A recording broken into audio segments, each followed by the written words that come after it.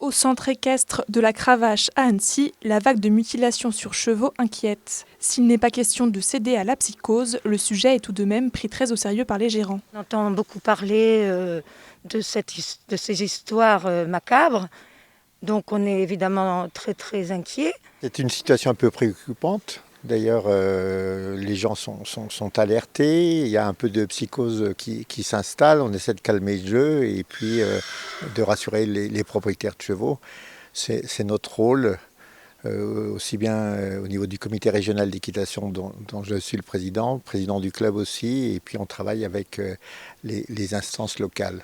La semaine dernière, une réunion à la préfecture était tenue pour donner aux éleveurs et directeurs de centres équestres des recommandations pour protéger leurs équidés. Il nous a été donné des conseils, surveillance des chevaux et éviter quand on peut de les laisser la nuit, puisque ça se passe plutôt la nuit, dans les prés, les rentrées, ne pas laisser de licol à côté des chevaux, et puis de surveiller, d'être vigilant. Mais les gérants du centre équestre n'ont pas attendu la réunion pour se prémunir de ce type d'attaque. Le centre débourse environ 300 € par mois dans un système à la Big Brother qui lui est bien utile. Nous avons, installé depuis déjà quelques temps des caméras de surveillance, donc on essaye de mettre en place des mesures de protection maximum. Une nécessité pour ce centre qui accueille une quarantaine d'équidés. Depuis début septembre, les gérants de centres équestres ont également la possibilité de signaler leurs établissements auprès de la gendarmerie afin que celle-ci réalise des patrouilles.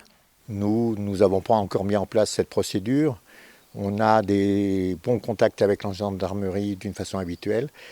Donc c'est une possibilité qui est offerte aux dirigeants de centres équestres. Cet été, les cas se sont multipliés un peu partout en France. Plus de 150 enquêtes ont été ouvertes dans un département français sur 2. Pour répondre aux problèmes, un numéro vert a été mis en place afin d'accompagner les propriétaires de chevaux. La gendarmerie, elle, appelle à ne surtout pas intervenir. En cas de suspicion, il est demandé d'appeler le 17.